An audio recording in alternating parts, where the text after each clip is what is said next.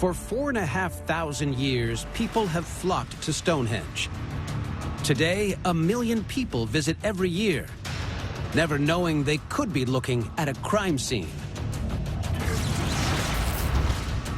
Osteoarchaeologist Joe Buckberry is using the latest forensic technology to reopen an ancient cold case.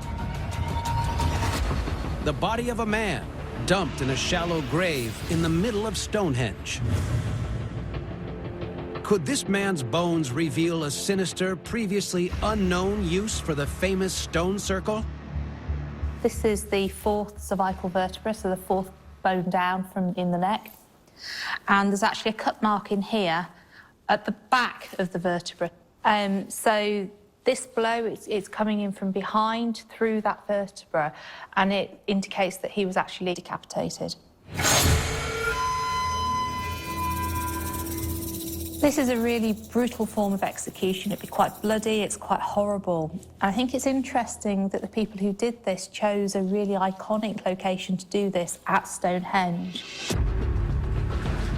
Joe's discovered chilling new evidence that the choice of location for this brutal killing wasn't unique.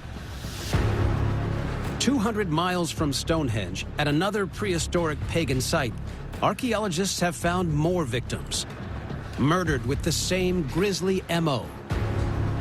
Most of the individuals at the site don't actually have a head, and we actually have a series of heads buried at different positions across the site as well.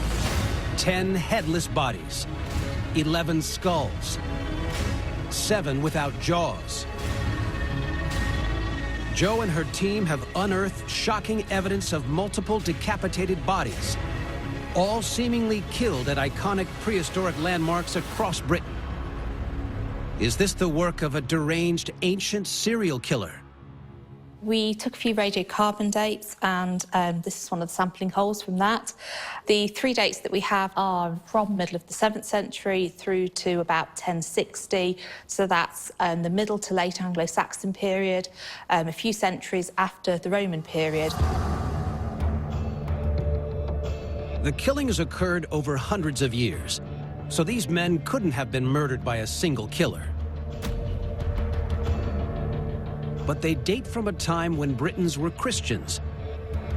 And that gives Joe a clue to why the man was buried at pagan Stonehenge.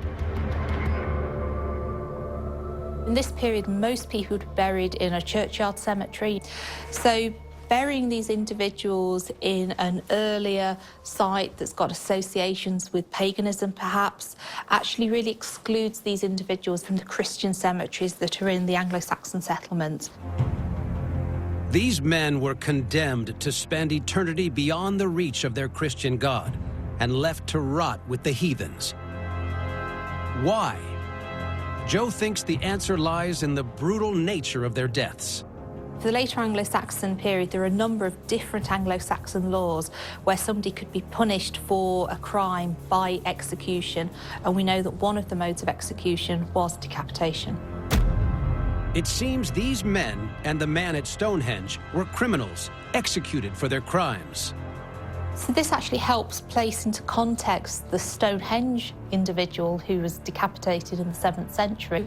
Clearly, they've deliberately chosen to execute and bury this individual at Stonehenge because it is so iconic, it's so dramatic.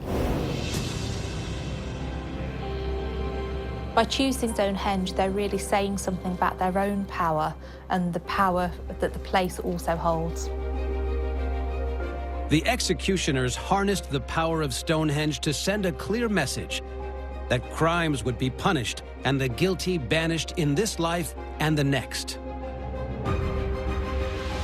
What was once a temple for the elite had become a dumping ground for outcasts.